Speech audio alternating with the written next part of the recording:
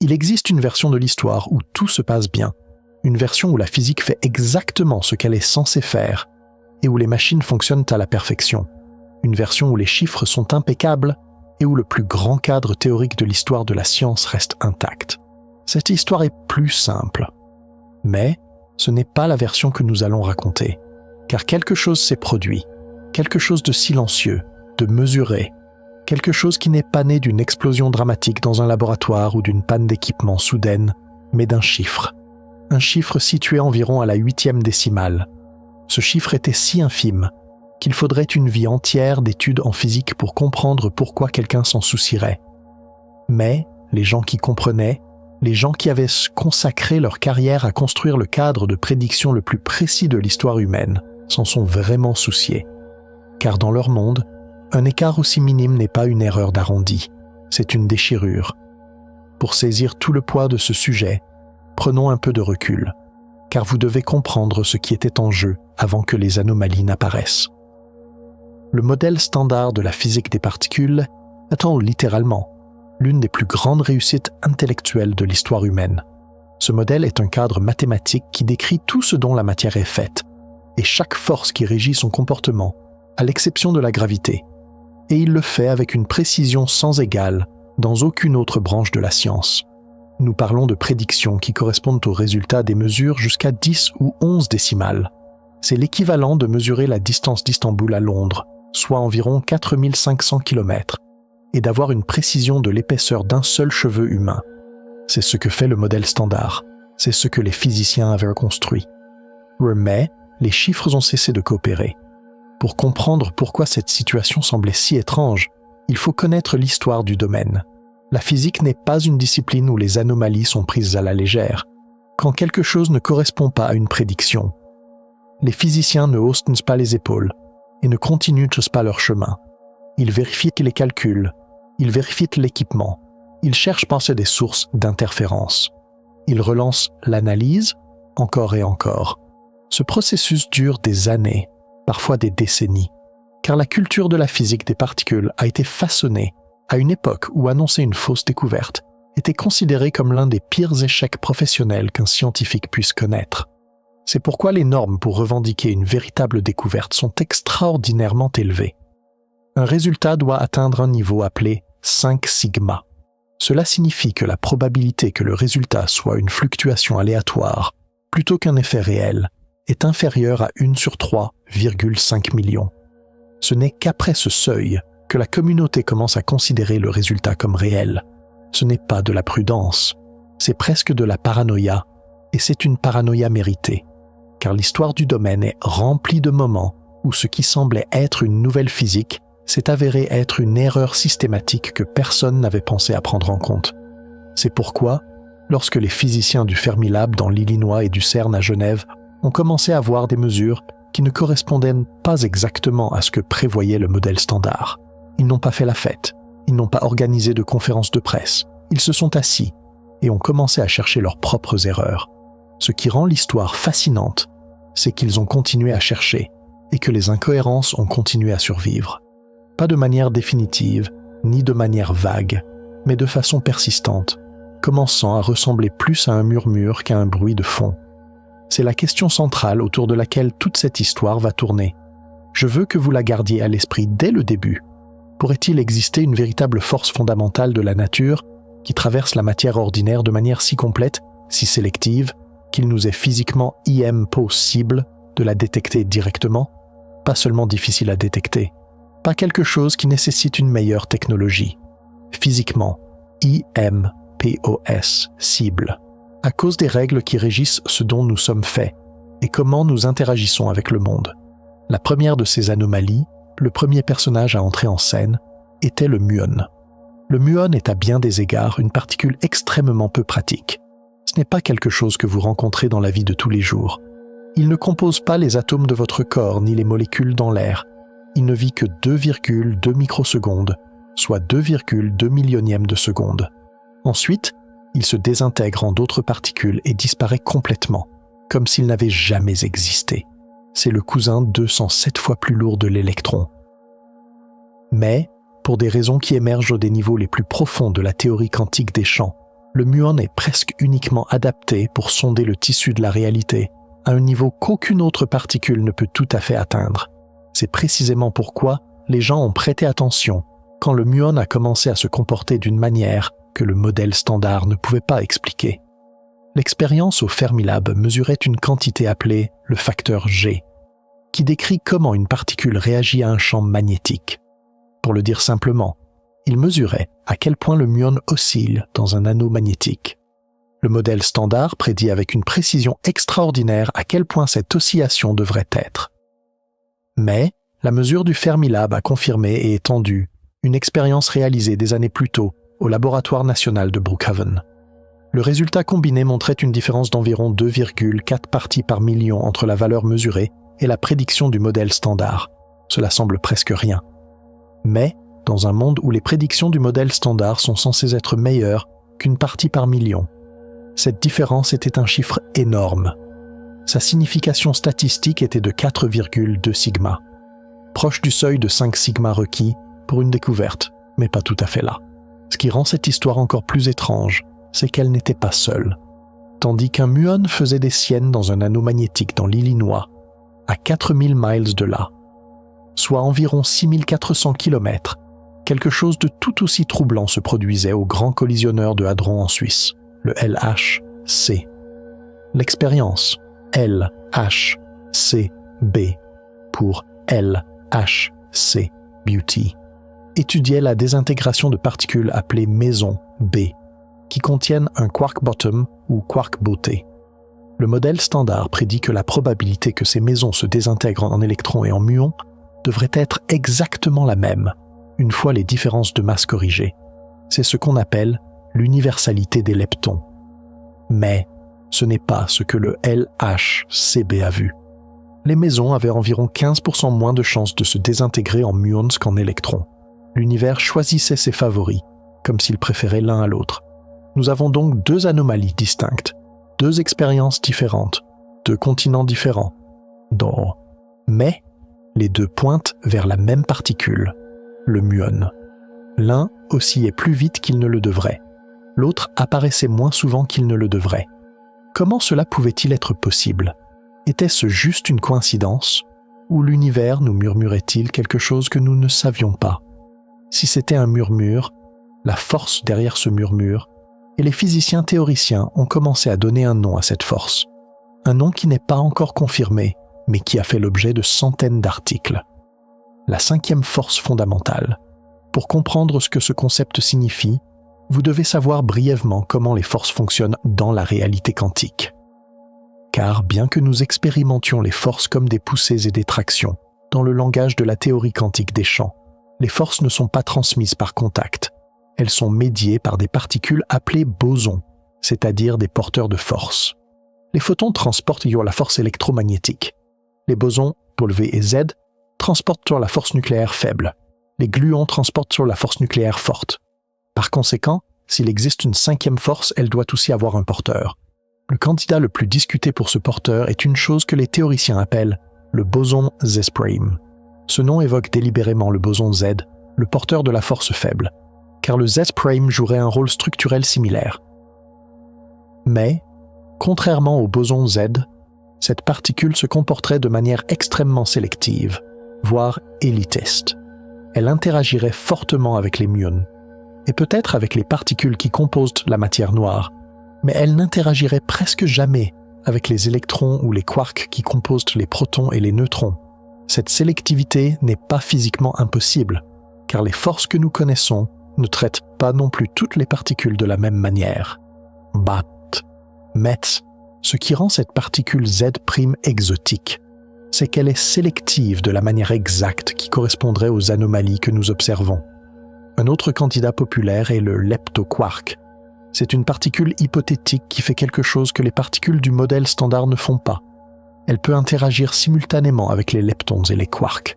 Cela peut sembler abstrait, mais le résultat est concret, car un leptoquark pourrait servir de médiateur à la désintégration du méson B que le LHCb étudie. Il pourrait donc expliquer précisément l'anomalie que les expériences observent. Mais ces deux candidats partagent une caractéristique. ils n'interagiraient pas démocratiquement avec toute la matière, ils choisiraient. Et cette sélectivité, leur préférence pour les muons par rapport aux électrons, est ce qui rend ces anomalies si séduisantes. Elles suggèrent une force structurée selon un ensemble de règles différents, une couche d'interaction différente à laquelle la matière ordinaire est presque totalement immunisée. Pensez un instant à ce que cela signifie. Les forces qui vous maintiennent en ce moment, qui régissent la chimie de vos cellules, qui fournissent la lumière transportant l'information à vos yeux, sont des forces auxquelles vous participez, car vous possédez les propriétés quantiques nécessaires pour interagir la charge-la-masse. Mais une cinquième force dans ce tableau nécessiterait une propriété quantique différente. Ce serait comme une station de radio, émettant sur une fréquence que votre récepteur n'est pas conçu pour capter. Le signal pourrait passer autour de vous, à travers la chaise sur laquelle vous êtes assis, à travers les murs de la pièce et le noyau de la planète sous vos pieds. Et vous ne sentiriez absolument rien. Pas une vibration, pas une chaleur, pas un murmure. Rien. C'est là que l'histoire prend une tournure existentielle. Car l'hypothèse de la cinquième force ne concerne pas seulement deux anomalies dans des détecteurs de particules. Elle concerne ce à quoi ces anomalies pourraient être liées. S'il existe une force qui interagit sélectivement avec les muons et ignore la matière ordinaire, alors avec quoi d'autre interagit-elle? Et si la raison pour laquelle elle ignore la matière ordinaire est qu'elle est principalement conçue pour interagir avec autre chose, quelque chose que nous ne pouvons pas voir, quelque chose qui dépasse de loin tout ce que nous avons jamais observé, simplement en termes de quantité. La réponse à laquelle les théoriciens n'arrêtaient pas d'arriver, la réponse qui donne à l'hypothèse de la cinquième force ses implications les plus inquiétantes, était la matière noire. Pour comprendre pourquoi ce lien est si crucial, nous devons parler de l'échelle de ce que nous ne savons pas. Il y a un chiffre qui devrait vous déranger. La matière ordinaire, celle qui compose tout ce que vous voyez, toucher et mesurer, représente environ 5% du contenu énergétique total de l'univers. Seulement 5%. Chaque étoile, chaque planète, chaque galaxie, chaque être humain, tout. Les 95% restants sont constitués de choses que nous ne pouvons pas détecter directement. Environ 27% sont de la matière noire, de la matière qui a une masse et donc de la gravité, mais qui n'interagit pas avec la force électromagnétique, et ne peut donc ni émettre, ni absorber, ni réfléchir la lumière. Les 68% restants sont de l'énergie noire, encore moins comprise, qui provoque l'expansion accélérée de l'espace. Pendant des décennies, l'hypothèse était que la matière noire n'interagissait avec la matière ordinaire que par la gravité. C'est pourquoi nous savons qu'elle existe. Parce que les galaxies se déplacent comme s'il y avait beaucoup plus de masse que ce que nous pouvons expliquer avec tout ce que nous pouvons observer.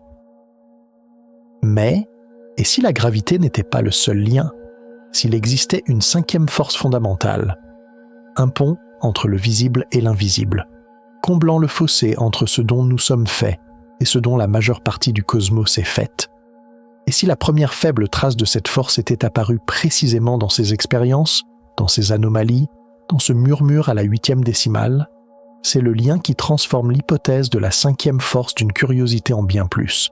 Car si la cinquième force est un pont vers la matière noire, alors les faibles écarts statistiques dans un anneau magnétique dans l'Illinois et dans un détecteur au CERN pourraient être le premier moment de l'histoire humaine où nous avons détecté quelque chose du secteur sombre via un mécanisme autre que la gravité.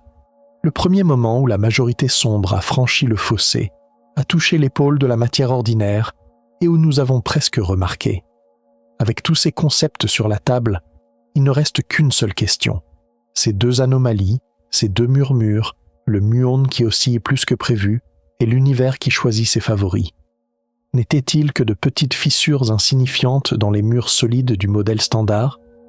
Ou étaient-ils les premiers grincements d'une porte, derrière laquelle se trouve une réalité entièrement différente, un univers à 95% au-delà de notre monde à 5%, où règne la matière noire et peut-être d'autres forces que nous ne connaissons pas? Les scientifiques ne pouvaient plus ignorer cette question, car les preuves, aussi indirectes soient-elles, s'accumulaient. Et les machines conçues pour tester finalement ces preuves fonctionnaient déjà. Et ces machines murmuraient déjà. Elles avaient commencé à parler. Et maintenant vient le véritable choc, car les murmures théoriques et les indices statistiques sont une chose. Mais 2 anomalies concrètes et mesurées provenant des 2 expériences les plus précises au monde, se confirmant mutuellement et pointant dans la même direction, sont une toute autre chose. Voici les résultats. Voici le moment où la science se tenait au bord du gouffre et regardait dans le vide. Le premier choc est venu de l'Illinois, du Fermilab. Mais l'histoire a en fait commencé à Brookhaven, à New York. Là, des physiciens ont mené pendant des années une expérience appelée muon G2. Leur mission était simple, mesurer l'oscillation d'un muon dans un champ magnétique. Le modèle standard dit avec une précision de 11 décimales à quel point cette oscillation devrait être. Mais ce n'est pas ce que Brookhaven a mesuré. Il y avait une incohérence, une petite différence entre la prédiction et la mesure. C'était provocateur, mais pas définitif, car l'incertitude de la mesure était suffisamment grande pour que la différence puisse être une coïncidence statistique. Mais cela devait être impossible, car cette prédiction du modèle standard était l'une des forteresses les plus solides de la théorie. Alors ils ont pris cet équipement, un anneau magnétique supraconducteur géant de 15 mètres. Ils n'ont pas osé le démonter, car sa précision aurait pu être compromise. Ils l'ont donc chargé sur un camion géant. Ils l'ont transporté sur 1400 km d'autoroute, en arrêtant la circulation. Ce seul transport a nécessité 15 mois de planification, et au Fermilab, ils ont reconstruit l'expérience, de manière beaucoup plus précise, avec beaucoup plus de données. Et en avril 2021, ils ont annoncé leurs premiers résultats. Le choc. Non seulement ils ont confirmé l'incohérence de Brookhaven, mais ils l'ont rendu encore plus net. Le résultat combiné montrait une différence de 2,4 parties par million entre la valeur mesurée et la prédiction du modèle standard. C'était un écart 2,4 fois plus grand que l'erreur de l'épaisseur d'un cheveu. Cela ne pouvait plus être une coïncidence. La signification statistique avait atteint 4,2 sigma. Cela signifiait que la probabilité que le résultat soit une fluctuation aléatoire était inférieure à 1 sur 1 million. C'était dangereusement proche du seuil de 5 sigma requis pour une découverte. Cela a provoqué une excitation immense dans la communauté de la physique, car cela signifiait que la prédiction du modèle standard était fausse. Si le muon oscillait plus vite qu'il ne le devrait, il y avait quelque chose qui lui donnait une poussée supplémentaire. Quelque chose que le modèle standard ne contenait pas. Un effet provenant d'une particule inconnue. Un boson qui pourrait être le porteur d'une 5e force. Les physiciens n'ont pas célébré. Car ils savaient ce que cela signifiait. Si c'était réel, les fondements de tout ce qu'ils connaissaient étaient ébranlés. Les livres de physique allaient devoir être réécrits. Mais l'histoire ne s'est pas arrêtée là, car au même moment, à 4000 miles de là, une onde de choc complètement différente se propageait sous les Alpes. Au grand collisionneur de Hadron, l'expérience LHCb enquêtait sur quelque chose de totalement différent. Il testait un principe fondamental appelé l'universalité des leptons. Ce principe est très simple. Selon le modèle standard, l'univers ne fait pas de distinction entre les électrons et leurs cousins, 207 fois plus lourds, les muons. Une fois les différences de masse prises en compte, la force nucléaire faible devrait les traiter de manière absolument identique. Ce n'est pas une supposition, c'est une conséquence des symétries mathématiques profondes de la théorie. Quand une particule de meson B se désintègre, la probabilité qu'elle produise un électron et la probabilité qu'elle produise un muon doivent être de 1 pour 1. L'univers ne devrait pas avoir de favoris. Mais ce n'est pas ce que le LHCb a vu. Pas du tout. L'univers choisissait clairement ses favoris. Dans des mesures répétées, le taux de désintégration des mesons B en muons était constamment inférieur au taux de désintégration en électrons. Dans certains canaux, l'écart était d'environ 15%. 15%. Dans une théorie qui prédit une égalité parfaite, 15% est un canyon. Cela signifiait qu'un mécanisme inconnu décourageait, d'une manière ou d'une autre, la voie de désintégration produisant des muons. C'est comme lancer une pièce de monnaie 100 000 fois et obtenir constamment 42% de pile.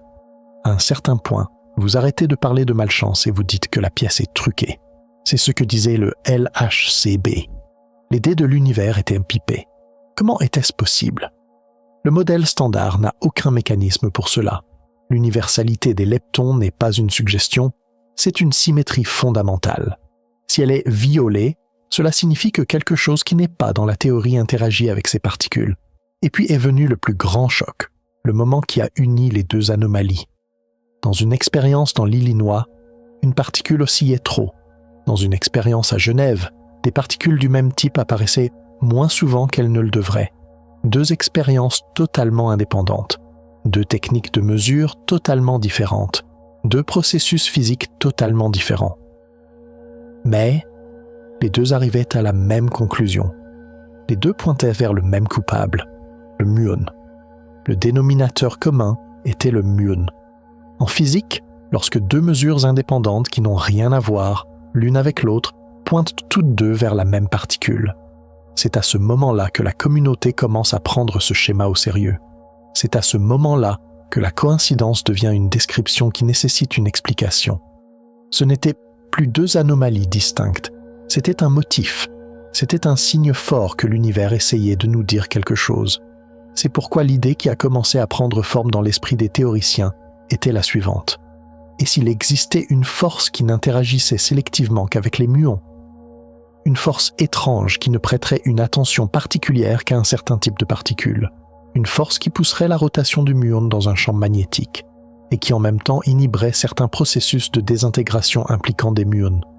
Cette force, pour des raisons enracinées dans sa propre structure profonde, ne se souciait pas des électrons, des quarks, des protons ou de toute autre chose dont la matière ordinaire est faite. L'univers a semblé choisir ses favoris pendant quelques années. Mais l'image qui a émergé lorsque les pièces de ce puzzle se sont assemblées révélait quelque chose de beaucoup plus grand, de beaucoup plus bouleversant que la somme de ces 2 anomalies. Car l'existence de cette nouvelle force remettait en question non seulement la physique des particules, mais les piliers les plus fondamentaux de notre compréhension de l'univers, en particulier son plus grand mystère, c'est-à-dire la matière noire. Car l'existence de cette nouvelle force ébranlait non seulement la physique des particules, mais les piliers les plus fondamentaux de notre compréhension de l'univers.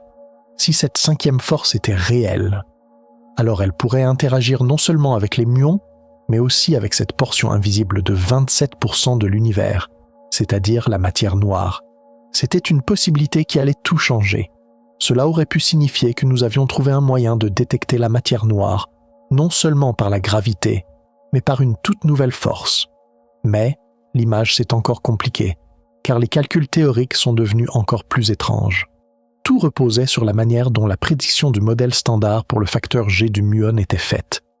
Cette prédiction est la somme des contributions de 3 secteurs physiques distincts. 2 d'entre eux, l'électrodynamique quantique et l'interaction faible, peuvent être calculés avec une précision incroyable. Mais le 3e secteur, l'interaction forte, était un casse-tête. Car la théorie qui régit cette interaction, la chromodynamique quantique ou QCD, ne peut pas être résolue analytiquement aux échelles d'énergie pertinentes pour le moment magnétique du muon. Les physiciens utilisaient donc depuis des décennies une solution de contournement. Au lieu de calculer directement cette contribution, ils la déduisaient de mesures expérimentales de collision électron-positron. C'est ce chiffre auquel la mesure du Fermilab était comparée. Et puis le choc est venu. Une technique de calcul complètement indépendante appelée QCD sur réseau a commencé à mûrir. Cette technique divise l'espace-temps en un maillage et utilise d'énormes ressources de calcul pour résoudre numériquement les équations de la QCD. Et lorsque ces calculs sont devenus suffisamment précis pour être pris au sérieux, ils ont commencé à donner une réponse différente. La QCD sur réseau prédisait une valeur plus élevée pour la contribution de l'interaction forte. Une valeur qui, une fois ajoutée à la prédiction totale du modèle standard, rapprochait l'anomalie prédite du muon de la valeur réellement mesurée par Fermilab. Laissez-moi répéter, le muon n'a pas changé. La mesure du Fermilab n'a pas changé. Ce qui a changé, c'est le chiffre auquel elle était comparée. La cible théorique avait bougé. Si l'approche de la QCD sur réseau était correcte, le modèle standard avait toujours prédit une valeur plus proche de la valeur mesurée. Et cette anomalie de 4,2 sigma, cet espoir de nouvelle physique, aurait pu en fait être le produit d'une hypothèse théorique erronée. Cela a eu l'effet d'un tremblement de terre dans la communauté de la physique. D'un côté, il y avait une méthode utilisée depuis des décennies et contre-vérifiée par plusieurs expériences.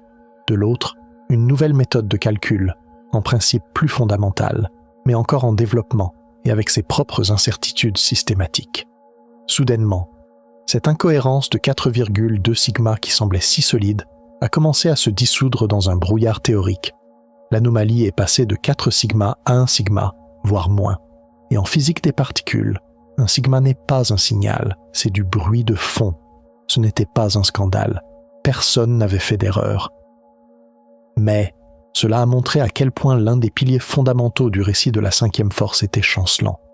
Car vous ne pouvez pas prétendre à une incohérence de 4 sigma avec le modèle standard, si vous n'êtes pas sûr de ce que le modèle standard prédit. Pendant ce temps, à Genève, à l'expérience L, HCB, l'histoire a pris un tournant différent mais tout aussi dégrisant, car l'expérience a commencé à collecter des données à un rythme sans précédent avec ses nouveaux détecteurs améliorés. Et à mesure que les statistiques augmentaient, les chiffres bougeaient. Le rapport de désintégration muon-électron, qui dans les analyses précédentes s'écartait de manière significative de la prédiction d'égalité parfaite du modèle standard, a commencé à revenir vers 1, lentement. Mais, sûrement, et la mise à jour la plus importante, publiée fin 2022, a montré que cette mesure clé de l'universalité des leptons se situait confortablement dans la marge d'incertitude du modèle standard. Cet écart de 15%, cet écart qui avait suscité tant d'enthousiasme, cette preuve flagrante que l'univers choisissait ses favoris, avait disparu, pas affaibli, disparu. Il s'était dissous dans le bruit statistique où, apparemment, il avait toujours vécu. Ces deux développements ont été 2 coups durs portés à l'hypothèse de la cinquième force. Le fondement de l'anomalie du muon au Fermilab était devenu incertain en raison d'un désaccord théorique, et la violation de l'universalité des leptons au LHCb s'était tout simplement évaporée avec plus de données. Ces 2 signaux brillants, qui semblaient autrefois annoncer une nouvelle révolution de la physique, ressemblaient maintenant soit à une confusion théorique, soit à un mirage statistique. Mais ce n'est pas la fin de l'histoire, car la disparition d'une anomalie n'est pas la même chose qu'une réfutation. Elle révèle une vérité plus profonde sur la façon dont la science progresse. Et cette vérité est peut-être aussi importante, voire plus, qu'une découverte. Car elle montre pourquoi le modèle standard est toujours debout, et pourquoi il est si difficile de le renverser. Alors, que signifient toutes ces découvertes, ces chocs et ces reculs? Nous avons devant nous 2 anomalies puissantes provenant de 2 expériences différentes, qui semblaient au départ ébranler fondamentalement le modèle standard, mais qui se sont ensuite soit estompées dans les incertitudes théoriques, soit ont disparu avec plus de données. Est-ce un échec? Ou est-ce une démonstration de la manière exacte dont la science doit fonctionner? L'incroyable ingénierie derrière ces expériences et l'honnêteté intellectuelle requise pour interpréter ces résultats. Que nous disent-ils non seulement sur les particules, mais aussi sur la quête de connaissance elle-même, car ces machines, ces données et ces débats n'explorent pas seulement l'existence d'une cinquième force, mais aussi les limites de notre propre compréhension. Et comprendre où se trouvent ces limites est peut-être la véritable découverte que nous recherchons. Alors, comment toutes ces découvertes, ces chocs et ces reculs ont-ils été possibles? Comment fonctionnent les mécanismes derrière ces expériences?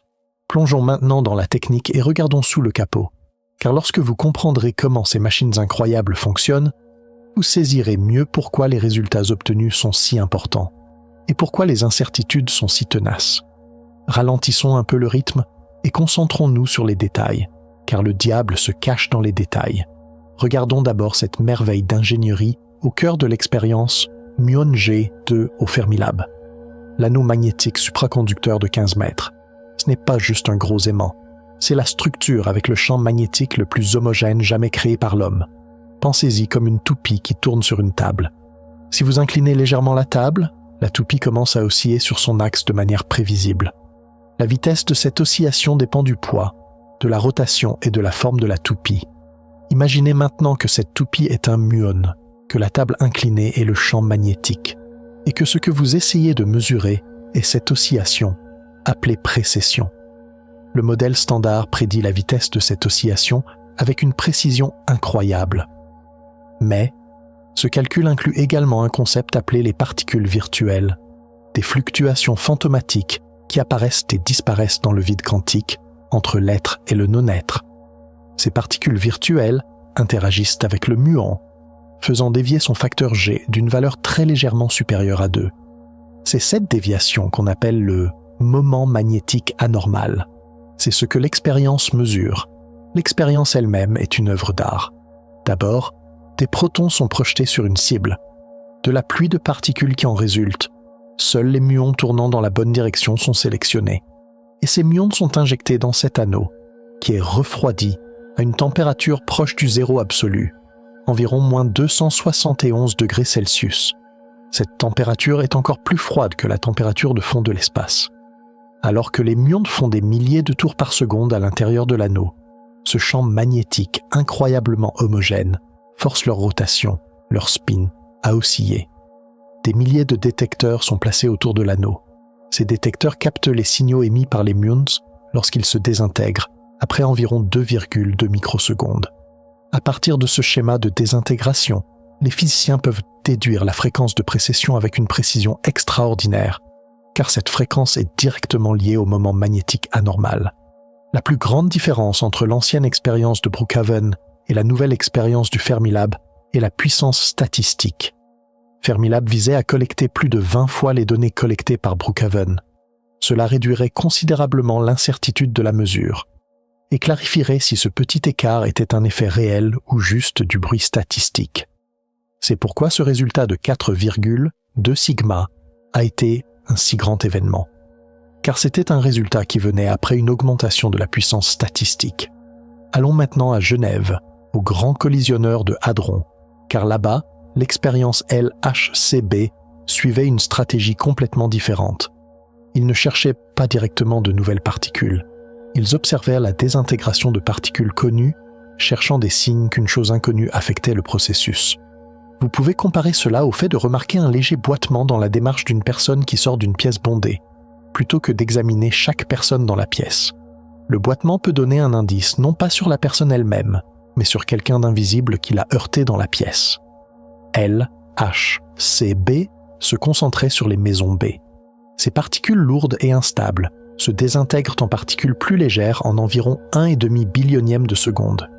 Et la pierre angulaire du modèle standard, l'universalité des leptons, dit que les taux de désintégration de ces mésons contenant des électrons et des muons doivent être de 1 pour 1. LHCb a été conçu précisément pour mesurer ce rapport, connu sous le nom de RK.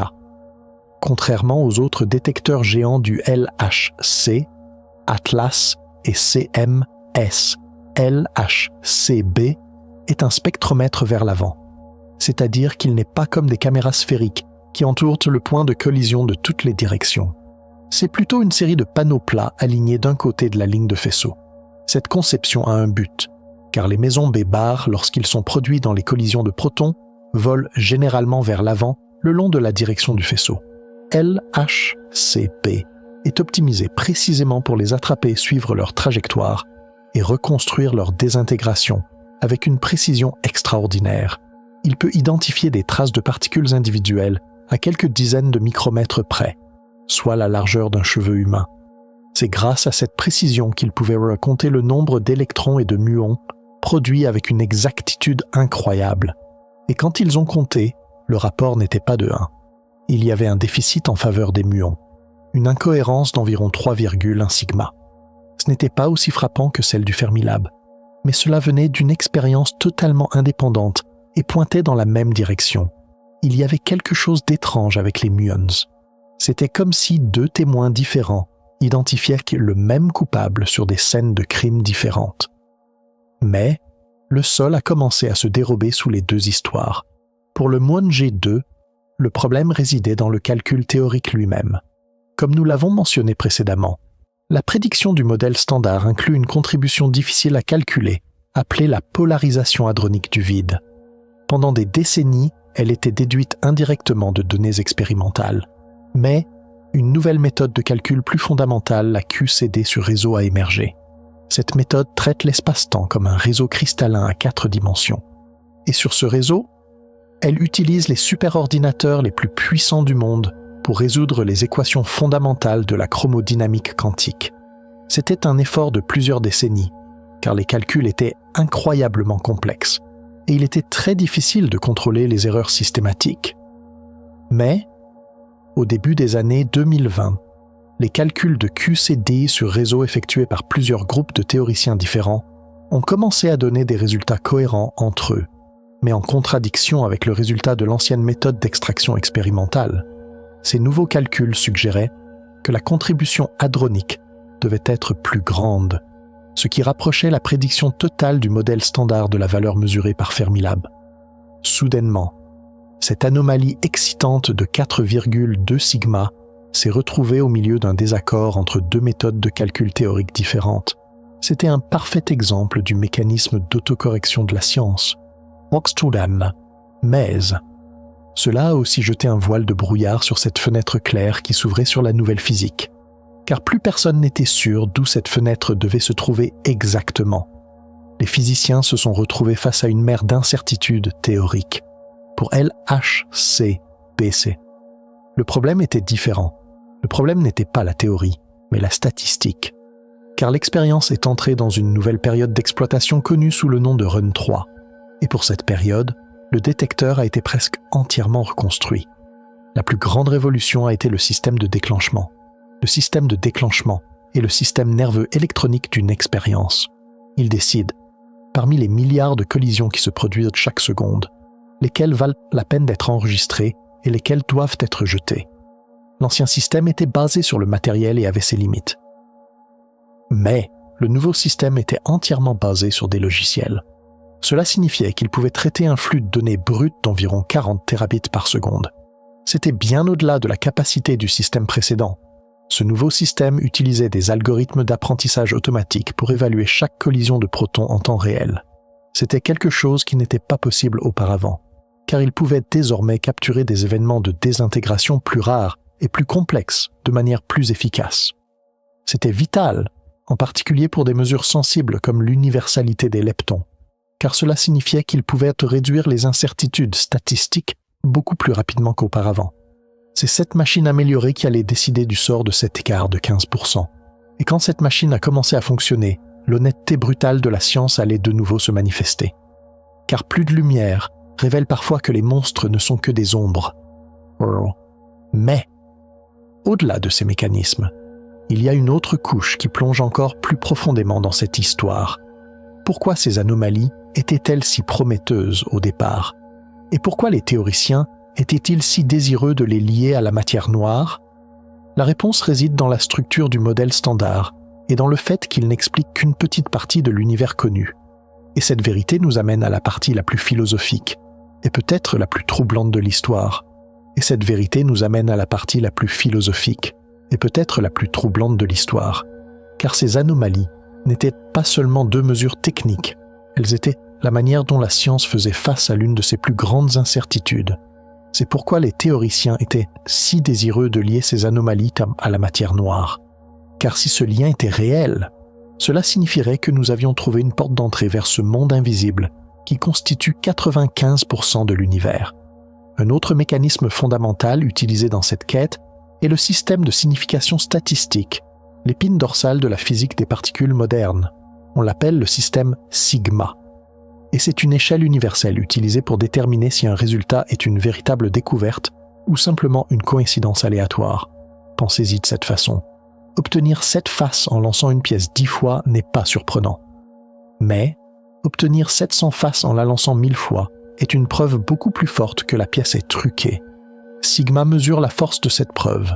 Un sigma signifie que la probabilité que le résultat soit une coïncidence est d'environ 32%. C'est une preuve très faible. 3 sigma signifie que cette probabilité tombe à 0,3%.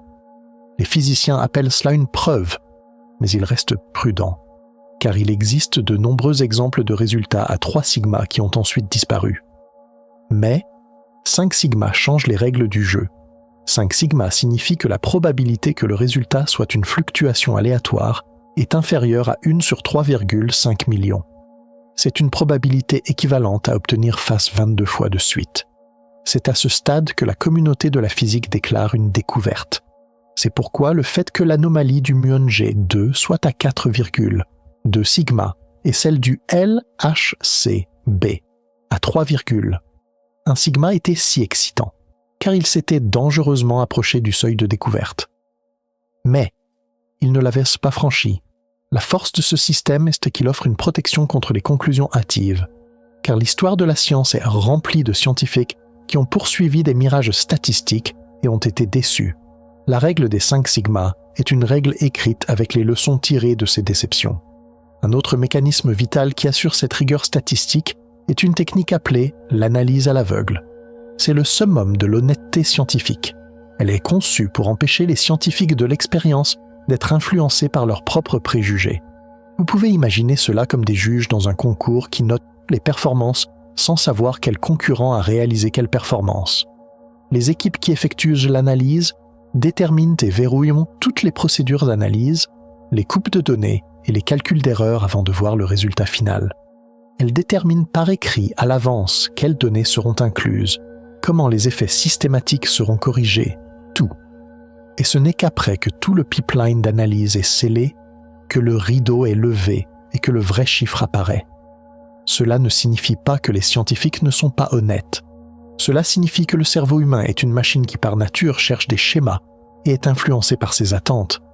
L'analyse à l'aveugle élimine cette tendance inconsciente, car si vous ne pouvez pas voir le chiffre barre vertical, vous ne pouvez pas le pousser dans la direction que vous voulez. Les anomalies du muon G2 et du LHCb ont toutes deux été soumises à ce processus d'analyse à l'aveugle. Les résultats ne sont pas apparus parce que quelqu'un a regardé les données et a vu ce qu'il voulait voir. Ils sont apparus à la fin d'une procédure prédéterminée, rigoureuse et impartiale. C'était une étape fondamentale qui a renforcé la confiance dans les résultats.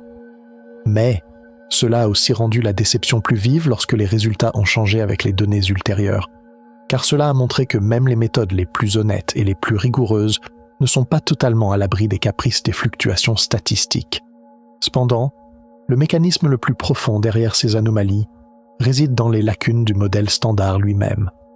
Aussi réussie que soit cette théorie, elle est incomplète, et nous le savons avec certitude, car le modèle standard n'inclut pas la force la plus évidente de l'univers, la gravité. La force qui vous maintient sur votre chaise, qui maintient les planètes sur leurs orbites, n'est pas dans ces équations. De plus, il n'explique pas pourquoi l'univers est fait de matière. Lors du Big Bang, des quantités égales de matière et d'antimatière auraient dû être créées. Mais, aujourd'hui, tout ce qui nous entoure est de la matière. Où est passée l'antimatière? Le modèle standard n'a pas de réponse à cela. Et plus important encore, il ne dit rien sur la matière noire et l'énergie noire, qui constituent 95% de l'univers. C'est comme avoir une carte du monde, mais savoir que la carte ne montre que 5% de la planète et que vous n'avez aucune idée de l'endroit où se trouvent les océans. C'est pourquoi les physiciens cherchent quelque chose au-delà du modèle standard, car ces lacunes doivent être comblées. Les anomalies du muon semblent être les premiers indices d'une nouvelle physique qui pourrait combler ces lacunes, car la plupart de ces nouveaux modèles de physique proposent de nouvelles particules et forces pour résoudre ces problèmes. Et ces nouvelles particules pourraient provoquer précisément le type d'effet subtil que Fermilab et LHCb ont observé. Des particules hypothétiques comme le boson de Zapprime ou le leptoquark pourraient non seulement expliquer les anomalies du muon, mais aussi fournir un canal d'interaction avec la matière noire. Ce serait comme faire d'une pierre deux coups. C'est pourquoi l'intérêt théorique était si intense. Les anomalies n'étaient pas seulement des anomalies, elles étaient assez comme des serrures qui portaient en elles le potentiel de résoudre les plus grands puzzles de la science. Lorsque tous ces mécanismes se rejoignent, l'ingénierie de précision, les stratégies de détection indirecte, la rigueur statistique impitoyable et les lacunes inhérentes au modèle standard lui-même, il nous reste une image complexe et dynamique. D'un côté, il y a les outils les plus puissants jamais construits pour percer les secrets de l'univers. De l'autre, les murmures que ces outils révèlent, qui apparaissent et disparaissent, qui changent de forme. Essayez de comprendre si ces murmures sont un signal ou juste du bruit est le plus grand défi de la physique moderne. Ce combat ne consiste pas seulement à construire des collisionneurs plus grands ou des détecteurs plus précis. Il s'agit aussi de s'interroger honnêtement sur ce que nous savons vraiment de ce que nous pensions savoir et sur ce que signifie vivre à la frontière de la connaissance. Mais, ce qui est vraiment excitant, c'est que cette histoire n'est pas terminée, car les anomalies se sont peut-être estompées, mais cela ne signifie pas que les questions fondamentales qui les sous-tendent ont disparu. Bien au contraire, cela signifie que la chasse est devenue encore plus subtile, plus difficile, et donc plus importante, car maintenant, les scientifiques ne cherchent pas seulement une anomalie, Ils regardent plus profondément dans l'obscurité, avec une nouvelle compréhension de la complexité de la réalité elle-même. Et dans cette obscurité, quelque chose que personne n'attendait pourrait commencer à briller. Et maintenant, le véritable miracle arrive. Car tandis que les anomalies s'estompaient, les scientifiques ne tâtonnaient pas simplement dans le noir. Ils construisèrent la machine la plus puissante et la plus complexe de l'histoire de l'humanité. Ils l'ont conçue pour trouver la source de ces murmures, pour briser la réalité elle-même. Et quand cette machine s'est mise en marche, ce qui en est sorti n'était pas un murmure, c'était un rugissement. Le tempo monte maintenant au maximum, car nous sommes au point culminant. Nous sommes à l'intérieur du grand collisionneur de Hadron, le LHC, là où tout a commencé et où tout s'est terminé. C'est ici que les frontières de la physique sont redessinées. Tenez-vous prêts, car tout ce que nous avons raconté jusqu'à présent n'était que le prélude à cet instant. C'était impossible. Mais c'était réel. Le LHC l'a vu. Et le monde scientifique a été ébranlé jusqu'à ses fondations. À 100 mètres sous la frontière franco-suisse, dans cet anneau géant de 27 km, régnait une température impossible, 1,9 Kelvin, c'est-à-dire moins 271,25 degrés Celsius. C'était plus froid que le coin le plus froid de l'univers, plus froid que la température de 2,7 Kelvin de l'espace lointain. C'était une température qui sur Terre ne pouvait pas exister naturellement. Et à cette température, 9600 aimants supraconducteurs géants prenaient vie. Ces aimants créaient un champ 100 000 fois plus puissant que le champ magnétique terrestre, pour quelque chose qui ne pouvait exister que dans ce champ, pour 2 faisceaux de protons, des protons se déplaçant à 99,999991% de la vitesse de la lumière. À cette vitesse, la théorie de la relativité d'Einstein cesse d'être une abstraction pour devenir une réalité d'ingénierie. La masse de chaque proton est multipliée par 7000 du point de vue du laboratoire. Cela signifie que chaque proton transporte l'énergie cinétique d'un moustique. Mais, cette énergie est comprimée dans un espace plus petit qu'un noyau atomique. Et puis ce moment arrive, la collision, 600 millions de fois par seconde. 2 faisceaux de protons entrent en collision frontale au cœur de détecteurs géants, comme Atlas et CMS. La densité d'énergie qui se dégage de ces collisions recrée les conditions qui existaient 1 billionième de seconde après le Big Bang. Des particules qui n'existaient pas naturellement dans l'univers depuis 13,8 milliards d'années reviennent à l'existence pour un instant, comme le boson de Higgs. Et ces particules, en une fraction de seconde inconcevable, se désintègrent en particules plus stables. Et c'est à ce moment-là que les détecteurs entrent en jeu. Des millions de capteurs enregistrent la trajectoire, l'énergie et la quantité de mouvement de chaque particule. Des détecteurs plus spécialisés comme LHCb sont optimisés pour capturer des particules spécifiques dans les débris de ces collisions, à savoir les mésons B. Et cette machine a collecté des données pendant des années, pendant le Run 1 et le Run 2. Et dans ces données, ces anomalies, ces fissures ont commencé à apparaître, ces chiffres qui semblaient impossibles. Le muon qui oscillait plus que prévu, les mésons B qui se désintégraient différemment de ce qui était attendu. Ce n'était pas seulement le fonctionnement d'une machine, c'était la remise en question de la réalité elle-même, à son niveau le plus fondamental. Et cette remise en question amenait tout le monde à la même question. Quelle est la suite? Mais il y avait plus grand, beaucoup plus grand, car le LHC n'a pas seulement collecté des données, il s'est recréé lui-même. Les améliorations apportées pour le Run 3 n'étaient pas comme le restylage d'une voiture. C'était comme prendre un vélo et le transformer en navette spatiale, surtout pour l'expérience LHCb. Le détecteur a été presque entièrement démonté et reconstruit. Mais la plus grande révolution a été le système de déclenchement. Imaginez un flux de données de 40 terabits par seconde. C'est plus de données que l'ensemble des appels téléphoniques sur Terre. Et toutes ces données devaient être traitées en 1 seconde. L'ancien système de déclenchement basé sur le matériel ne pouvait pas y faire face. Ils l'ont donc remplacé par un système entièrement basé sur des logiciels. C'était la première fois que cela se faisait dans l'histoire. Ce nouveau système utilisait l'intelligence artificielle et des algorithmes d'apprentissage automatique pour analyser chaque collision en temps réel. Une ferme de serveurs géante, avec des milliers de processeurs, évaluait 30 millions de collisions par seconde. Y a-t-il quelque chose d'intéressant? Une désintégration de quarks lourds? Un signe de nouvelle physique? Si la réponse était oui, les données étaient sauvegardées. Sinon, ces données étaient effacées pour toujours. Ce n'était pas chercher une aiguille dans une botte de foin.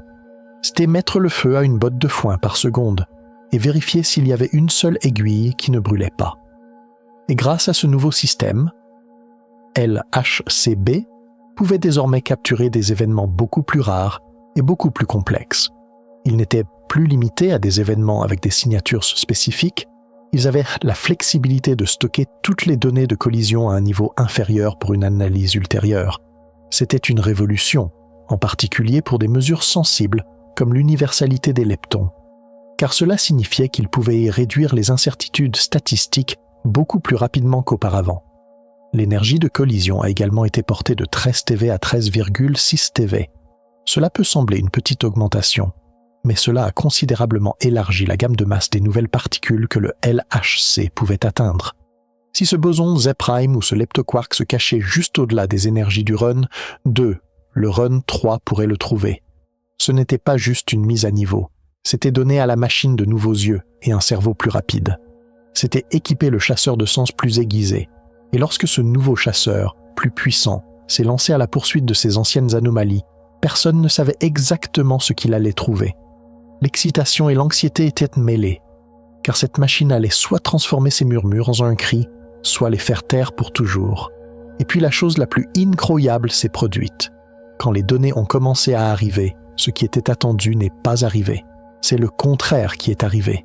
Ces anomalies prometteuses, sous la lumière de plus de données, ont commencé à s'estomper, à fondre. Le premier coup est venu de LHCb. Les analyses mises à jour avec les nouvelles données beaucoup plus précises du Run 3 ont montré que cet écart choquant de 15% avait disparu. La mesure de l'universalité des leptons, la valeur RK, était revenue à 1, c'est-à-dire à la prédiction du modèle standard. Dans les incertitudes statistiques, il n'y avait plus d'anomalie. Ce détruqué s'est avéré être un dé juste. Nous ne l'avions tout simplement pas lancé assez longtemps. La communauté de la physique était sous le choc. Des années de spéculation théorique, des centaines d'articles, des conférences, tout semblait s'être évaporé en un instant. Comme l'a dit un commentateur, le monstre a fondu sous la lumière. Mais c'était plus qu'une simple déception. C'était une démonstration brutale mais magnifique du mécanisme d'autocorrection de la science. Le système avait fonctionné. Mais l'histoire ne s'est pas arrêtée là, car du côté du muon G2, la situation était encore plus complexe. Là, le problème n'était pas la statistique, mais la théorie elle-même. À mesure que les calculs de QCD sur réseau s'amélioraient, la prédiction du modèle standard continuait de se décaler vers la mesure du Fermilab.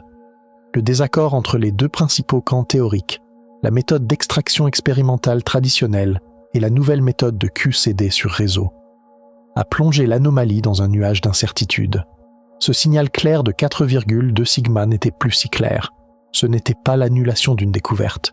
C'était une démonstration de la complexité et de la variabilité du fondement d'une revendication de découverte. D'un côté, il y avait une expérience qui ne correspondait toujours pas exactement à la valeur mesurée. De l'autre, des théoriciens qui n'étaient pas d'accord sur la valeur théorique correcte à laquelle comparer cette expérience. Cette situation a laissé les scientifiques dans une position difficile. La nouvelle physique pouvait-elle encore être là, quelque part? Se cachait-elle simplement dans le brouillard théorique? Ou tout cela n'était-il, depuis le début, qu'une illusion de calcul complexe et de statistiques limitées? Ce n'était plus seulement une question de chiffres. C'était une question philosophique sur la nature de la connaissance et les limites de la certitude. Alors que ces deux grandes anomalies se retiraient, le monde scientifique a pris un moment pour respirer. Avait-on évité de justesse une révolution? Ou la révolution n'avait-elle jamais commencé? Mais ce recul n'a pas créé un vide. Au contraire, il a ouvert un espace pour des questions plus profondes, plus fondamentales. Si ces fissures apparentes n'ont pas fait tomber le modèle standard, alors où est la faiblesse de ce mur? Si la cinquième force ne s'est pas manifestée de cette manière, alors comment allons-nous parler à la matière noire? Cette expérience a enseigné aux physiciens une leçon douloureuse mais importante. L'univers n'est pas obligé de se conformer à nos attentes. Et parfois, les indices les plus excitants peuvent nous mener sur de fausses pistes. Ce n'était pas une fin. C'était un moment de réajustement. La nature de la chasse avait changé. On ne cherchait plus une cible grande et évidente. Maintenant, le jeu consistait à trouver des signes plus subtils, plus cachés et beaucoup plus difficiles à trouver. Mais la quête elle-même, cette poursuite d'un écart à la 8e décimale avec des machines de plusieurs milliards de dollars, des milliers de scientifiques et des décennies d'efforts, racontait l'une des plus grandes aventures de l'humanité. Alors, quelle serait la prochaine étape de cette aventure? Si ces portes se sont fermées, à quelles autres portes pouvait-il frapper? Car une chose était certaine, la quête ne s'arrêterait jamais. Et où cette quête nous mènerait? Et où cette quête nous mènerait pourrait être plus étrange, plus profond et plus troublant que quiconque ne l'avait imaginé. Car ce recul n'était pas une fin, c'était une recentralisation. Les physiciens, tirant les leçons de cette expérience, ont commencé à chercher de nouvelles fissures, plus subtiles, dans les murs solides du modèle standard, car les secrets de l'univers étaient tenaces. Mais la curiosité humaine était encore plus tenace. La quête a donc continué, avec une nouvelle intensité, une nouvelle direction. Et cette fois, ce qu'ils ont trouvé n'était pas seulement des murmures, c'étaient des portes s'ouvrant dans le tissu de la réalité, et personne ne savait ce qui en sortirait. Et puis c'est arrivé. Pour la première fois dans l'histoire, une machine fabriquée par l'homme a créé un univers en son sein. Ce n'est pas une exagération, c'est littéralement ce qui s'est passé. Au grand collisionneur de Hadron, lorsque des ions de plomb sont entrés en collision les uns avec les autres, ce qui en est sorti n'était pas juste un tas de particules. C'était le plasma de quarks et de gluons. C'était la soupe primordiale de matière qui existait dans les premières microsecondes après le Big Bang. La température de ce plasma était inconcevable. 4 billions de degrés Celsius. C'est 250 000 fois plus chaud que le cœur du Soleil. C'était la température la plus élevée jamais produite sur Terre. Et à l'intérieur de ce plasma extrêmement chaud, les quarks et les gluons, libérés de leur emprisonnement à l'intérieur des protons et des neutrons, circulaient librement, tout comme aux premiers instants de l'univers. C'était un miracle en soi. Mais le vrai choc a été la façon dont ce plasma s'est comporté. Les théoriciens s'attendaient à ce qu'il se comporte comme un gaz presque sans friction. Mais s'il s'est comporté comme un liquide parfait, le liquide le plus parfait jamais observé, avec une viscosité proche de zéro. Comment était-ce possible? Dans ces conditions extrêmes, les composants fondamentaux de la matière présentaient un comportement collectif qui ne ressemblait à rien de ce que nous connaissons. C'était une découverte bouleversante qui montrait comment les lois de la physique peuvent se plier et changer à leurs limites les plus extrêmes. Le monde scientifique a été secoué par ce résultat. Il a eu des répercussions non seulement en physique des ions lourds, mais aussi dans des domaines comme la théorie des cordes et la physique des trous noirs. Car ce liquide parfait présentait une similitude surprenante avec les équations mathématiques utilisées pour décrire les propriétés de l'horizon des événements des trous noirs. La plus petite goutte de matière créée dans un laboratoire pouvait-elle murmurer les secrets de l'un des objets les plus grands et les plus mystérieux de l'univers? C'était une connexion que personne n'avait prévue, et cela montrait que le LHC ne se contentait pas de trouver de nouvelles particules, mais qu'il remettait en question nos hypothèses les plus fondamentales sur la nature de la matière elle-même. Mais ce n'était que le début, car dans les profondeurs du LHC, quelque chose d'encore plus étrange se cachait. L'une des particules les plus bizarres et les moins comprises du modèle standard, le boson de Higgs. Lorsqu'il a été découvert en 2012, le monde de la physique a célébré, car c'était la dernière pièce manquante du modèle standard. Mais le Higgs n'a pas livré ses secrets facilement, car il ne ressemblait à rien de ce que nous connaissons. C'est la seule particule fondamentale qui interagit avec elle-même. Cela lui conférait une sorte de personnalité. Et lorsque les scientifiques ont essayé de mesurer la force de cette auto-interaction, ils ont été confrontés à quelque chose de choquant. Les mesures montrèrent que le boson de Higgs se tenait sur le fil du rasoir du destin de l'univers lui-même. Sa masse environ 125 gigaélectronvolts était exactement ce qu'elle devait être. S'il avait été quelques pourcents plus lourd, notre univers aurait pu s'effondrer sur lui-même dans la première seconde de son existence. S'il avait été quelques pourcents plus léger, l'univers aurait pu devenir un endroit très différent et probablement inhospitalier à la vie. Notre univers se trouve dans un état dit métastable. Cela signifie qu'il est stable pour l'instant, mais pas complètement stable. Tout comme une balle qui attend de dévaler une colline, elle peut y rester pendant des milliards d'années. Mais une poussée suffisamment forte pourrait la faire basculer et tout changer. Cette poussée pourrait se produire par un processus appelé effet tunnel quantique. Et cela signifierait que dans une région de l'univers, le vide s'effondrerait soudainement dans un état d'énergie plus bas, et cet effondrement s'étendrait à la vitesse de la lumière, détruisant tout sur son passage. C'est quelque chose qui pourrait se produire dans des milliards, voire des billions d'années. Mais la masse du boson de Higgs dit que la probabilité de cette catastrophe ultime n'est pas nulle. Cette découverte a lancé un profond débat philosophique parmi les scientifiques. Vivions-nous dans un univers si finement réglé par pur hasard, ou était-ce le signe d'un principe plus profond, au-delà de notre compréhension? Et puis, est venue la découverte peut-être la plus hallucinante et la plus spéculative du LHC. Ce n'est pas une découverte confirmée, c'est un murmure caché dans les données que certains physiciens poursuivent et que d'autres abordent avec scepticisme. Ouais, mais, si c'est réel, ce pourrait être la plus grande découverte de l'histoire de l'humanité. Dans certaines données de collision, les scientifiques ont commencé à voir des événements étranges que le modèle standard ne prévoyait pas. Dans ces événements, les particules se comportaient comme si elles fuyaient hors de nos 3 dimensions spatiales et une dimension temporelle, puis revenaient. Cela a évoqué l'idée de dimension spatiale supplémentaire. C'est quelque chose que certains cadres théoriques comme la théorie des cordes prédisent depuis longtemps. Mais le voir expérimentalement était d'un tout autre niveau. L'un de ces événements est connu sous le nom d'événement monojet. Dans une collision, chaque particule doit avoir une particule opposée, en vertu de la loi de conservation de la quantité de mouvement. Mais, parfois, les détecteurs ne voient qu'un jet de particules de haute énergie allant dans une seule direction, rien dans la direction opposée. Cela signifie-t-il que la conservation de la quantité de mouvement est violée, ou cette particule opposée s'est-elle échappée dans une dimension que nous ne pouvons pas voir? C'est une idée incroyablement spéculative. Mais certains théoriciens pensent que le LHC pourrait avoir l'énergie nécessaire pour créer de tels événements. Ils suggèrent même que ces dimensions supplémentaires pourraient expliquer pourquoi la gravité est si faible par rapport aux autres forces. Peut-être que la gravité n'est pas faible. Peut-être qu'une grande partie de sa force fuit dans ces dimensions supplémentaires et que nous n'en voyons qu'un petit reflet. Cette idée peut sembler de la science-fiction. Mais certains indices dans les données du LHC suggèrent que c'est une possibilité qui mérite au moins d'être explorée. Ce n'est pas comme ouvrir un portail. C'est un indice que la réalité, à son niveau le plus fondamental, pourrait avoir une structure bien au-delà de notre compréhension intuitive. Si c'est vrai, alors le modèle standard n'est pas seulement incomplet, c'est juste une toute petite partie de l'image.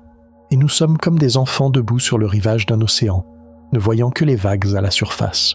Tous ces moments épiques, ces découvertes incroyables et ces possibilités hallucinantes nous amènent à un seul point. Le grand collisionneur de Hadron nous a montré non seulement comment l'univers fonctionne, mais aussi à quel point nous en savons peu.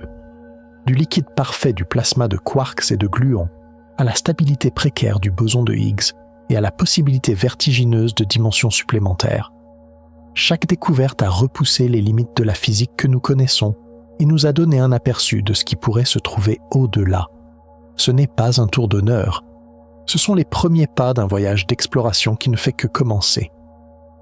Mais si il est maintenant temps de s'arrêter et de réfléchir, au-delà de tous ces détails techniques, de ces chiffres hallucinants et de ces théories vertigineuses, que signifie tout cela pour nous? Où nous situons-nous dans ce drame cosmique gigantesque? Comment cette connaissance change-t-elle notre perception de la réalité, notre place dans l'univers? Car ces découvertes ne réécrivent pas seulement les livres de science, mais aussi les questions les plus fondamentales que nous nous posons sur nous-mêmes. Et les réponses à ces questions ne viendront peut-être pas de la plus grande machine, mais de la pensée la plus profonde. Alors qui sommes-nous? Nous, ces êtres, qui, dans cet univers à 5%, regardant les 95% d'obscurité. Alors qui sommes-nous? Nous, ces êtres qui, dans cet univers à 5%, regardent les 95% d'obscurité. Il est temps de s'arrêter et de réfléchir, car la leçon la plus profonde que le LHC et d'autres expériences nous ont donnée ne concerne peut-être pas les particules ou les forces, mais notre propre place. Il est temps de descendre des montagnes russes et de contempler ce paysage vertigineux de l'univers depuis une colline tranquille. Car ce paysage est rempli de paradoxes qui remettent en question nos hypothèses les plus fondamentales. Des paradoxes à la fois terrifiants et inspirants. Et dans ces paradoxes, nous pourrions peut-être trouver le sens que nous cherchons. Faisons face au premier paradoxe, ce contraste vertigineux entre notre insignifiance cosmique et notre centralité unique. D'un côté, nous ne sommes physiquement presque rien. Nos corps, composés d'environ 10 puissance 28 atomes, occupent littéralement moins qu'un grain de poussière dans l'univers observable, de 93 milliards d'années-lumière de large. Ce n'est pas seulement une question d'échelle, c'est une réalité existentielle. Nous sommes une exception, complètement en dehors de la matière noire et de l'énergie noire qui constituent l'écrasante majorité de l'univers. Ces 95% sont un océan gigantesque et invisible, fonctionnant selon ses propres règles, ignorant notre existence. C'est une vérité tragique, car cela signifie que nous ne pourrons jamais interagir directement avec une grande partie de l'univers, que nous ne pourrons jamais en saisir pleinement les secrets. Nos atomes sont faits du mauvais matériau pour nager dans cet océan sombre. Nous sommes des récepteurs qui ne peuvent entendre que quelques canaux de cette radio cosmique, sourds à toutes les autres fréquences. Cela fait de nous une sorte d'exilés cosmiques, des êtres solitaires dans notre propre petit monde lumineux, essayant d'entendre les murmures de tout le reste. Mais, voici que vient ce magnifique moment du mais. Car aussi insignifiants que nous soyons physiquement, nous sommes, à notre connaissance, les seuls êtres conscients de cette réalité. Cet océan gigantesque et sombre n'est pas conscient de sa propre existence. Ces étoiles, ces galaxies, elles ne font qu'exister. Mais, nous pouvons regarder ces étoiles et comprendre comment elles sont nées, comment elles meurent, de quels éléments elles sont composées. Nous sommes les êtres qui, par la seule puissance de notre esprit, avons déduit l'existence de ces 95% d'obscurité à partir de leur seul effet gravitationnel. Cela nous confère une centralité incroyable. Nous sommes les yeux par lesquels l'univers se contemple, les esprits par lesquels il s'interroge sur sa propre existence. Ce n'est pas une centralité physique, c'est une centralité de la conscience. Toi aussi, tu es au cœur de ce paradoxe. Tu n'es qu'un parmi des milliards d'humains sur une petite planète tournant autour d'une étoile parmi des milliards. Mais, en même temps, tu fais partie de la civilisation qui tente de percer les secrets de ces milliards d'étoiles, qui recrée les premiers instants de l'univers dans ces anneaux de 27 km. Ton esprit est un lieu où l'univers réfléchit sur lui-même. C'est ressentir à la fois une profonde humilité et une incroyable fierté. Insignifiant mais central, exilé mais unique témoin. C'est la contradiction la plus fondamentale de l'être humain. Le deuxième paradoxe concerne le temps lui-même. D'un côté, il y a l'histoire de 13,8 milliards d'années de l'univers, qui semble presque infinie. De l'autre, nos vies courtes, qui passent en un clin d'œil. Une vie moyenne de 80 ans, comparée à l'âge de l'univers, est statistiquement nulle, même pas une seconde, même pas une nanoseconde. Nous ne sommes qu'une minuscule note sur la dernière ligne de la dernière page de cet immense calendrier cosmique. Des milliards d'années se sont écoulées avant nous. Des milliards d'années s'écouleront après nous. Nous ne sommes qu'une ondulation passagère dans ce fleuve infini du temps. C'est une vérité tragique, car cela signifie que nous avons manqué une grande partie de l'histoire de l'univers et que nous ne verrons jamais une grande partie de celle-ci. Nous essayons de deviner comment les premières étoiles ont brillé, comment les premières galaxies se sont formées, uniquement à partir de faibles traces de lumière, et nous ne pouvons prédire comment les galaxies fusionneront à l'avenir, quel sera le destin ultime de l'univers, qu'avec des modèles théoriques. Nous sommes des spectateurs qui ne peuvent assister qu'à une toute petite scène de ce film cosmique, ayant manqué le début et la fin. Cela nous donne un sentiment d'impermanence, de fugacité. Tout ce que nous faisons, chaque mot que nous disons, est une goutte qui se perdra dans cet immense océan du temps. Mais, voici que le mais se présente à nouveau, car cet instant fugace, ce clin d'œil, est aussi le moment où tout se passe. Pour nous, c'est le seul moment réel. Et dans cet instant, tout l'héritage de 13,8 milliards d'années de l'univers est contenu. Les atomes qui te composent ont été forgés au cœur de ces premières étoiles. L'oxygène que tu respires en ce moment vient d'une supernova qui a explosé il y a des milliards d'années. L'histoire de l'univers n'est pas seulement une histoire lointaine. Elle est écrite dans ton corps, dans ton ADN. Et dans cet instant fugace, nous avons le pouvoir de comprendre ce passé immense et de façonner l'avenir. Nous sommes les êtres qui peuvent lire cette histoire de 13,8 milliards d'années, la comprendre et en écrire le prochain chapitre. Toi aussi, tu es dans cet instant. Ton existence est une accumulation du passé de l'univers et un potentiel pour son avenir. Chacun de tes souffles est un champ de poussière d'étoiles. Chacune de tes pensées est un nouveau mot ajouté à cette histoire cosmique. Oui, notre temps est limité. Mais cela ne le rend pas dénué de sens. Au contraire, cela le rend inestimable, car dans cet instant fugace, nous pouvons aimer, apprendre, créer et, le plus important encore, être conscient. Être conscient est un moyen de rendre cet instant infini. C'est une petite mais glorieuse victoire de la conscience humaine sur le temps. Le troisième paradoxe est peut-être le plus humain. La tension entre notre solitude cosmique et notre connexion profonde. D'un côté, il y a le vide inconcevable de l'univers, le système stellaire le plus proche. Proxima Centauri est à 4,2 années-lumière. C'est un voyage de dizaines de milliers d'années, même avec nos engins spatiaux les plus rapides. Les galaxies s'éloignent les unes des autres, et à mesure que l'univers s'étend, cette solitude ne fera qu'augmenter. Un jour, les autres galaxies seront si loin que leur lumière ne nous atteindra jamais. Et nous, sur cette île que nous appelons la Voie lactée, resterons complètement seuls. C'est une pensée terrifiante, car elle implique qu'à grande échelle, l'univers est un lieu fondamentalement vide et déconnecté. Nous ne sommes qu'une parmi des milliards d'îles dans cette immense obscurité, incapables de nous faire entendre les uns les autres, ignorant l'existence des autres. C'est une vérité tragique, car cela signifie une sorte d'isolement ultime. Aussi loin que nous regardions, tout ce que nous voyons est plus de vide, plus de solitude. Mais, voici que le mais se manifeste cette fois de la manière la plus puissante, car aussi loin que nous regardions, aussi près que nous regardions, nous voyons à quel point tout est profondément interconnecté. Les atomes qui te composent ne viennent pas seulement d'étoiles qui ont explosé il y a des milliards d'années.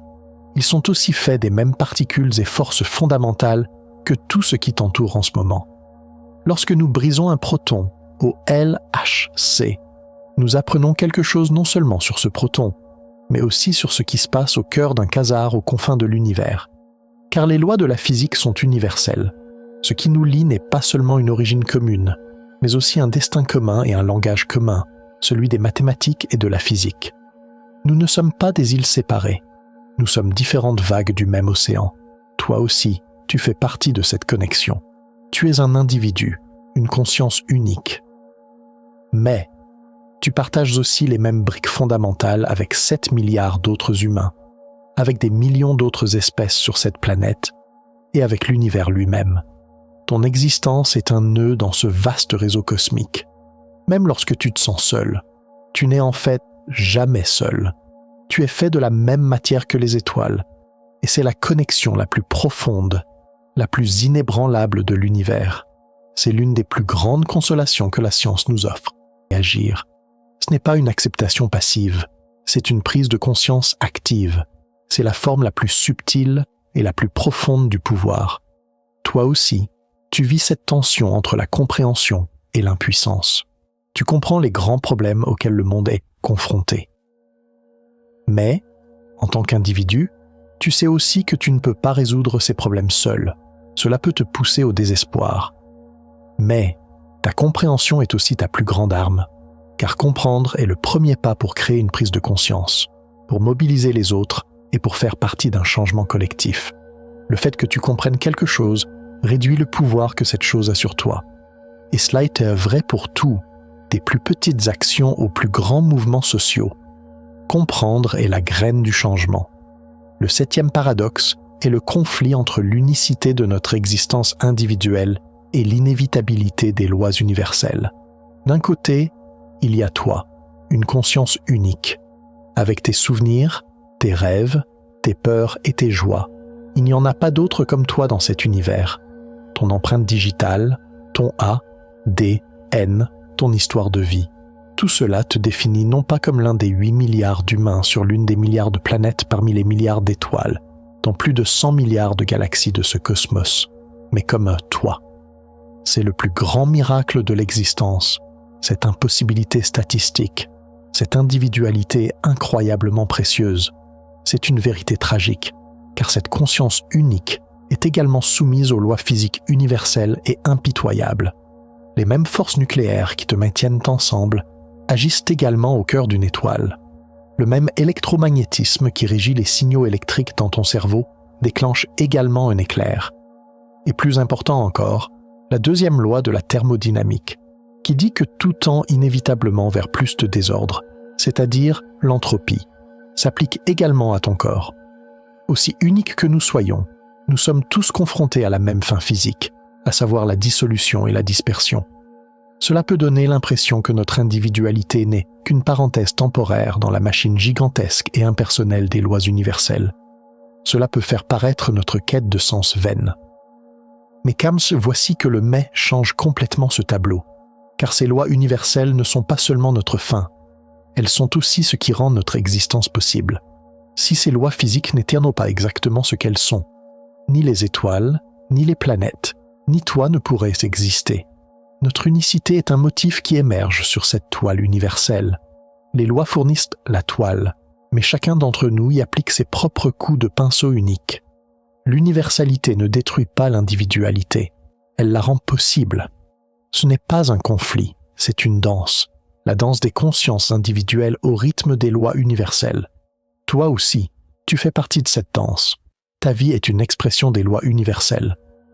Mais elle est aussi l'expression de quelque chose qui est soumis à ces lois, mais qui ne peut y être réduit, à savoir ta conscience.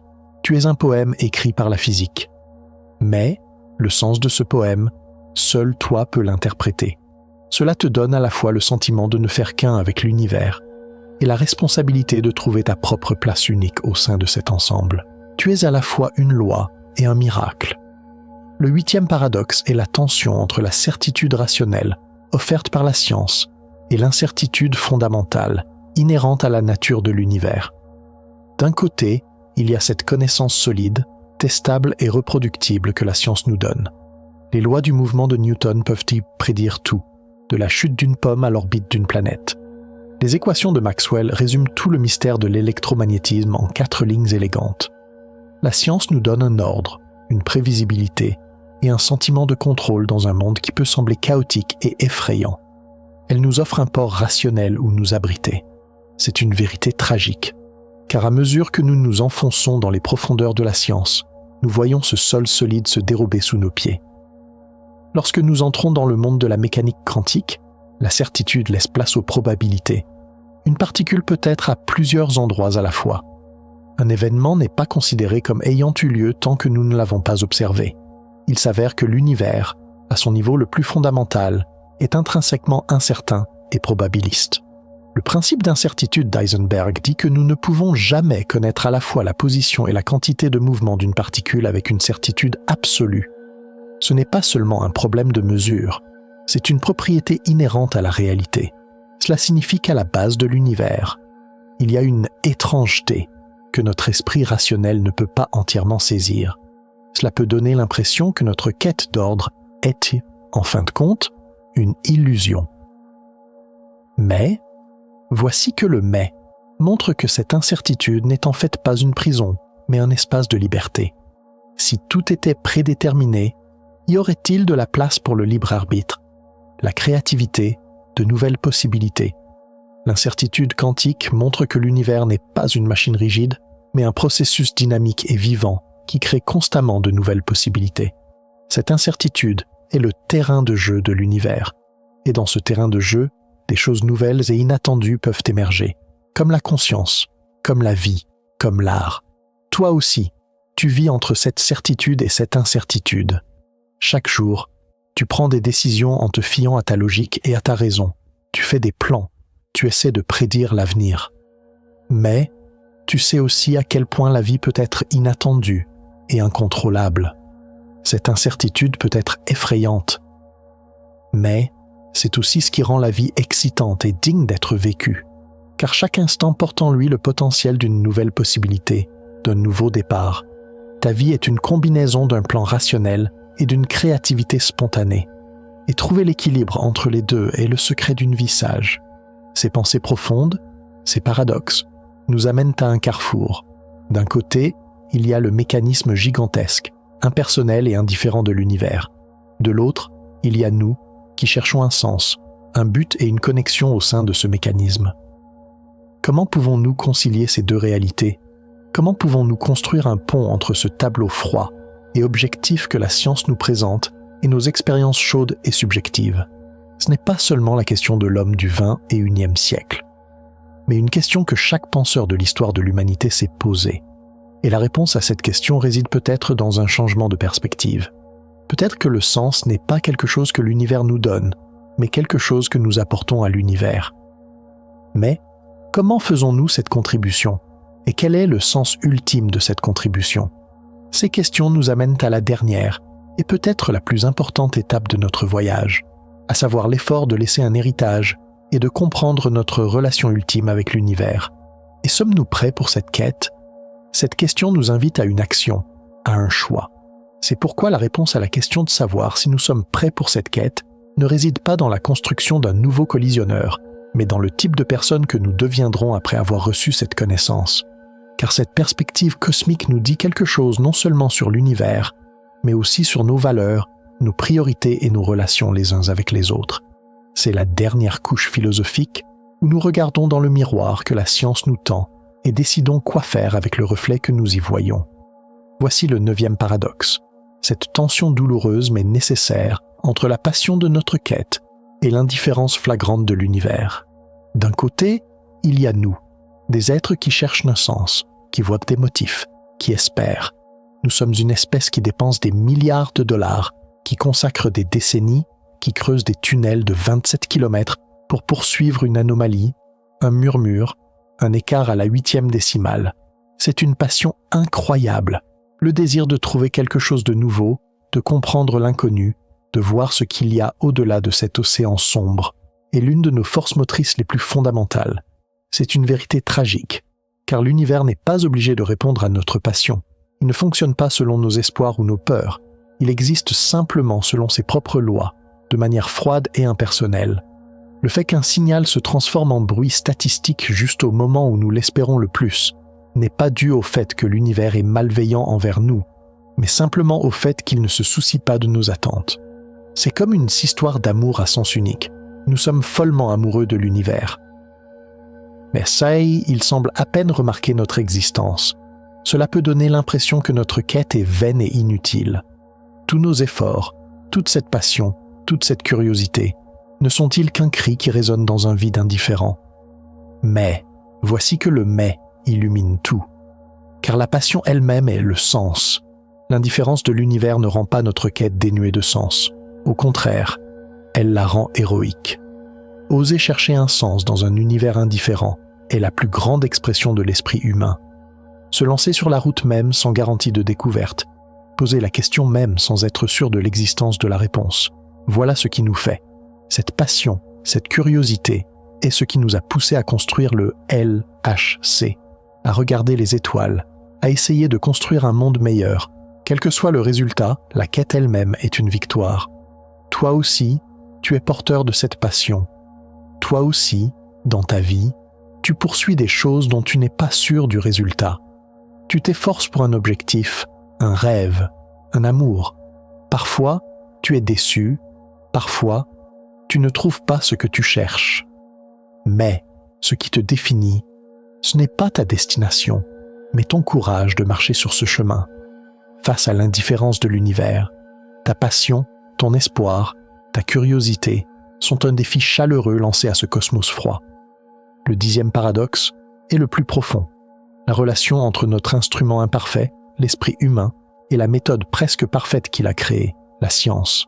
D'un côté, il y a nos cerveaux, des organes optimisés par des millions d'années d'évolution pour survivre, mais pas conçus pour comprendre la mécanique quantique ou l'énergie noire. Nous sommes pleins de biais cognitifs, le biais de confirmation, la tendance à chercher des preuves qui soutiennent à nos croyances. Le raisonnement motivé, la tendance à tordre les preuves pour arriver à la conclusion que nous voulons. Nous sommes fondamentalement des narrateurs peu fiables. Nous sommes enclins à nous tromper nous-mêmes, à voir des motifs dans le bruit, à donner un sens aux coïncidences. C'est une vérité tragique, car cela signifie que le plus grand obstacle à notre capacité de voir la réalité telle qu'elle est n'est pas l'univers extérieur, mais les circuits à l'intérieur de notre propre tête. Les scientifiques sont conscients de ces défauts. Ils savent que l'histoire de la physique est pleine d'esprits brillants qui se sont égarés à cause de tels préjugés. Si nous étions laissés à nos intuitions naturelles, nous croirions probablement encore que la Terre est au centre de l'univers. Cela donne l'impression d'être prisonnier de son propre esprit. Mais, voici que le « mais » révèle le triomphe le plus éclatant de l'intelligence humaine. Car cet esprit imparfait et biaisé a inventé une méthode pour corriger ses propres défauts. Cette méthode s'appelle la science. L'analyse à l'aveugle, l'évaluation par les pairs, la reproductibilité, les tests de signification statistique. Ce sont tous des mécanismes conçus pour éliminer les préjugés et les erreurs individuelles d'un seul scientifique. La science n'est pas le produit d'un seul cerveau. C'est l'effort collectif de millions de cerveaux qui vérifient les erreurs des autres, se défient mutuellement et collaborent pour atteindre la vérité. C'est le plus grand acte d'honnêteté de l'humanité envers elle-même. C'est dire « je ne te fais pas confiance, mais je fais confiance à cette méthode que nous avons créée ensemble. Toi aussi, tu es au cœur de cette lutte. Tu as aussi tes préjugés, tes angles morts. Mais tu as aussi la capacité de te remettre en question, de recevoir des commentaires des autres, d'admettre tes erreurs et de t'améliorer pour devenir une meilleure personne. Ta tentative de pensée critique, d'évaluation des preuves, de compréhension des différents points de vue, et l'application de l'esprit de la science à ta propre vie personnelle. Être conscient des défauts de son propre esprit n'est pas une faiblesse, c'est le début de la sagesse, car ce n'est qu'alors que tu peux commencer à utiliser les outils nécessaires pour surmonter ces défauts. Et enfin, le 11e paradoxe. Cet équilibre poignant entre la fugacité de nos vies individuelles et la permanence potentielle de l'héritage que nous laissons derrière nous. D'un côté, il y a cette vérité inévitable que nous connaissons tous. Nos vies s'y sont courtes. Notre temps sur cette planète est limité. Le monde continuera de tourner après nous. De nouvelles générations viendront, qui ne se souviendront même pas de notre nom. C'est une vérité tragique, car la pensée que tout ce que nous avons fait, tous ces efforts, cette quête, cet amour, cette douleur, sera finalement oublié dans l'infinité du temps, peut tout rendre absurde. Nous sommes comme des noms écrits sur le sable qu'une prochaine vague effacera. C'est l'un des fardeaux les plus lourds de l'existence, la peur de l'oubli. Mais, voici ce dernier « mais ». Car nous ne sommes pas seulement nos vies individuelles, nous faisons également partie de ce grand fleuve appelé l'humanité. Et chaque goutte que nous ajoutons à ce fleuve change son cours pour toujours. Michelson et Morley n'ont pas réussi à prouver l'existence de l'éther. Mais, leur expérience ratée a jeté les bases sur lesquelles Einstein allait construire sa théorie de la relativité. Ils même, si leurs noms sont oubliés, ont apporté une contribution indélébile à l'héritage de la connaissance humaine.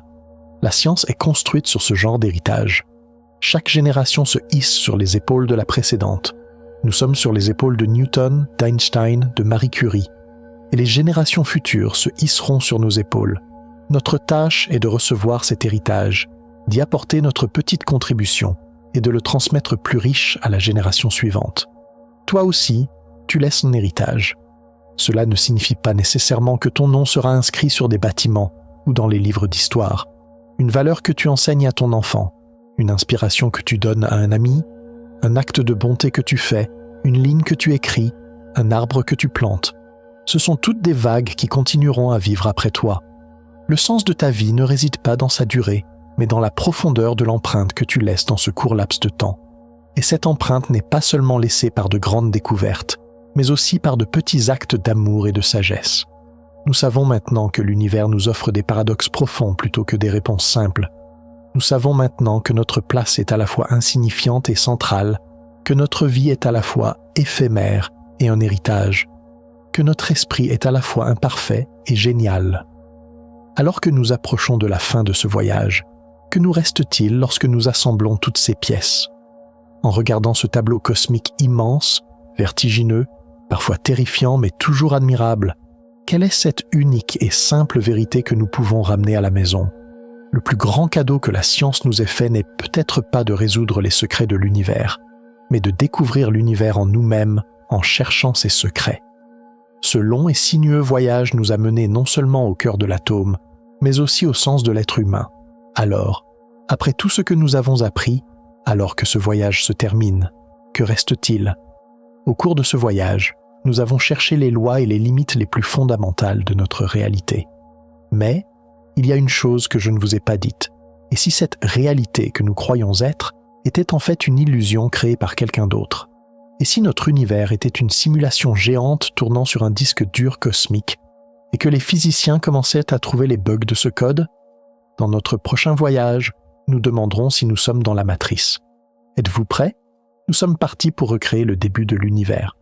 Au CERN, nous cherchions les particules les plus exotiques, les plus lourdes, en faisant entrer en collision des protons à une vitesse proche de celle de la lumière.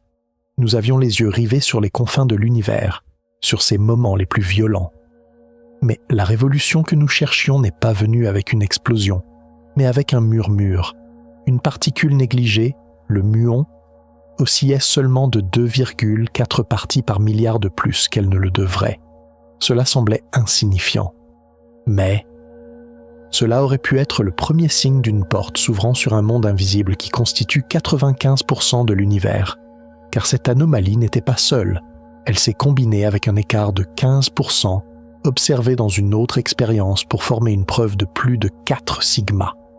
La véritable ironie était la suivante. L'immense découverte que nous cherchions au loin était cachée dans un murmure juste sous notre nez. Si toi aussi, tu aimes la façon dont la science trouve parfois les plus grands secrets dans les plus petits endroits, clique sur le bouton « J'aime » et abonne-toi. Car nous allons raconter pourquoi ce murmure s'est